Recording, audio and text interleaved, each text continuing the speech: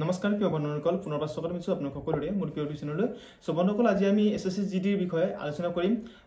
আসাম ষ্টেটৰ বিষয়ে আলোচনা কৰিম কাটঅফ কিমান যাব পাৰে সকলোৰে প্ৰশ্ন সো কমেন্ট বক্সতো কৈ আছিল যে আমাৰ আসামৰ কাৰণে কাটঅফ লাগে গতিকে এই ভিডিওটো আমাৰ অসম ৰাজ্যৰ বাবে স্পেশালিষ্ট হয় ফাইনাল কাটঅফৰ বিষয়ে আলোচনা কৰিম গতিকে আপোনালোকে হেখৰলৈকে আপোনালোকে ভিডিওটো চাব আমি গোটেই ডাটা এনালাইজ কৰি পিনে কাটঅফটো বনাইছো গতিকে আপোনালোকে আশা কৰো ভিডিওটো হেখৰলৈকে চাব সো আহক ভিডিওটোলৈ এইটো অনলি আসাম ষ্টেটৰ কাৰণে হয় আৰু মেল ক্যান্ডিডেটৰ কাৰণে হয় ফিমেলৰ কাৰণে এক্সট্ৰাকে ভিডিও বনাম গতিকে এইটো মেলৰ কাৰণে হয় সো হেখলৈকে ভিডিওটো চাব টোটাল ভ্যাকেন্সি আমাৰ অসমত 2900 প্লাস আছে যেহেতু এক্সাক্ট ডাটাটো মই পোৱা নাই আৰু এপ্লাই কৰা ক্যান্ডিডেট প্ৰায় 25000 আছে ম্যাক্সিমাম ধৰিছো বেছিকৈ ধৰিছো 25000 আছে আৰু ফিজিক্যালৰ এটেন্ড আছে 80% তেনেহলে আমাৰ টোটাল এপ্লাই কৰিছে ফিজিক্যালত গৈছে 25000 আৰু 80% এটেন্ড আছে ফিজিক্যালত তো 20000 আছে তা হাইট এন্ড চেষ্টৰ কাৰণে 10% ওলাইছে যেটো মই নিজে ইন্টাৰভিউ মাৰিব গৈছো গতিকে হাইট এন্ড চেষ্টৰ 10% মান ওলাইছে তেনেকৈ সালে 18000 থাকিলে তা ৰানিং পাস কৰিছে 18% ৰানিং বহুত লৰাই পাস কৰিছে আৰু যিসকলে প্ৰেক্টিস কৰা নাই হেসকলে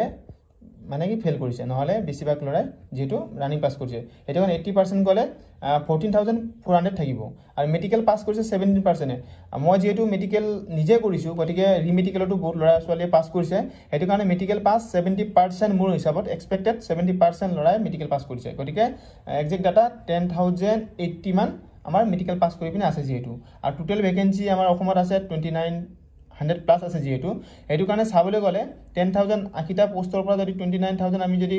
মিলাই চাও তেনলে এটা ভ্যাকেন্সি এগেইনষ্টত 4টা ক্যান্ডিডেট আছে গতিকে আপোনালোকে চাওক এটা ভ্যাকেন্সি এগেইনষ্টত যদি 4টা ক্যান্ডিডেট থাকে তেনলে কাটঅফটো কিমান মান যাব পাৰে সো আমি এক্সপেক্টেড কাটঅফ আপোনালোকক গুটেই ডাটাটো এনালাইজ কৰি পিনে আপোনালোকক কিছুমান মই ফাইনাল কাটঅফ এক্সপেক্টেড দিবলৈ চেষ্টা কৰিছো সো আপোনালোকে চাওক এফালে চাওক মই দেখাই আছো এটা চাওক পিএসটি ডিএমই কাটঅফ গৈছিলে কাস্ট হয় আৰু জেনাৰেল ডিস্ট্ৰিক্ট আৰু বৰ্ডাৰ ডিস্ট্ৰিক্ট ইডব্লিউএছ গৈছিলে 50.46 হৈছিলে যেটো ফিজিক্যাল আৰু মেডিকেল কাটঅফ আৰু বৰ্ডাৰ ডিস্ট্ৰিক্টৰ 56.78 গৈছে আৰু ওবিসিৰ গৈছে 66.84 আৰু বৰ্ডাৰ ডিস্ট্ৰিক্টৰ গৈছে 68.34 আৰু এসসি জেনাৰেল ডিস্ট্ৰিক্টৰ গৈছে 64.94 আৰু এসসি বৰ্ডাৰ ডিস্ট্ৰিক্টৰ গৈছে 67.26 আৰু এসটি জেনাৰেল ডিস্ট্ৰিক্টৰ গৈছে 62.69 আৰু বৰ্ডাৰ ডিস্ট্ৰিক্টৰ গৈছে এসসি ST 64.42 ঠিক তেনেকৈ ইউআৰত গৈছে জেনাৰেল ডিস্ট্ৰিক্টৰ 69.76 আৰু বৰ্ডাৰ ডিস্ট্ৰিক্টৰ গৈছে 74.56 এইটো হৈছে পিএসটি ডিএমই যেটো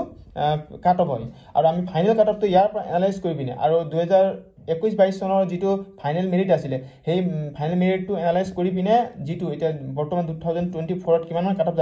যাব পাৰে তাৰ বিষয়ে আমি এক্সপেক্টেড কাটঅফ দিবলৈ চেষ্টা কৰিছো চাওক এটা যেটো ফাইনাল কাটঅফ হ'ব কাস্ট ইউআৰৰ কাৰণে হ'ব 91 জেনাৰেল ডিস্ট্ৰিক্টৰ আৰু বৰ্ডাৰ ডিস্ট্ৰিক্টৰ 93 আপোনালোকৰ যদি মাৰ্ক আছে 100% আপোনালোকে পোৱা চান্স আছে ইডব্লিউএছত যদি জেনাৰেল ডিস্ট্ৰিক্টৰ যদি 65 আপোনাৰ মাৰ্ক আছে নিশ্চয় পাব আৰু বৰ্ডাৰ ডিস্ট্ৰিক্টত যদি ইডব্লিউএছত 71 আছে নিশ্চয় আপোনালোকৰ মেৰিট লিষ্টত নাম আহিব আৰু ওবিসিৰ জেনাৰেল ডিস্ট্ৰিক্টত যদি 84 আছে তেনেহলে আপোনালোকে সেফ জোনত আছে আৰু ওবিসি বৰ্ডাৰ ডিস্ট্ৰিক্টত যদি 85 আছে 110% পোৱা চান্স আছে এসসি জেনাৰেল ডিস্ট্ৰিক্টত 80 যদি আছে আপোনালোকে সেফ আৰু এসসি বৰ্ডাৰ ডিস্ট্ৰিক্টত যদি 84 আছে আপোনালোকে বহুত সেফ আছে আৰু এসটি জেনাৰেল ডিস্ট্ৰিক্টত 78 যদি আছে সেফ আছে আৰু এসটি বৰ্ডাৰ ডিস্ট্ৰিক্টত 81 যদি আছে আপোনালোকে সেফ আছে আৰু ইয়াতে ইম্পৰ্টেন্ট কথা যে কিছুমানে হয়তো যেটো এনালাইজ মই দিলো ইয়াৰ পৰা বহুত সংখ্যক ল'ৰা ছোৱালীয়ে কমেন্ট কৰিব পাৰে যে ইমান হাই কাটঅফ নাযায় কিন্তু মই এনালাইজ কৰি পিনে আপোনালোকক মানে কি এক্সপেক্টেড কাটঅফ দিবলৈ চেষ্টা কৰিছো ইয়াতকৈ 3-4 নম্বৰ কম যাব পাৰে ইয়াতকৈ বেছি না যায় ইয়াতকৈ 3-4 নম্বৰ হয়তো কম যাব পাৰে এটি এক্সপেক্টেড মই ম্যাক্সিমাম কাটঅফ ধৰিছো যেহেতু মই লিখাই আছে ইয়াত ম্যাক্সিমাম বুলি গতিকে এটো ম্যাক্সিমাম কাটঅফ হয় আপোনালোকে কমেন্ট কৰি জনাব নিজৰ মাৰ্ক কোনে কিমান পালে আৰু কাটঅফটো বিষয়ে মই অলৰেডি ক'লোৱে যদি ভিডিওটো আপোনালোকে ভাল পায় লাইক কমেন্ট শেয়াৰ সাবস্ক্ৰাইব কৰিব নাপাহৰিব ধন্যবাদ জয় আই অসম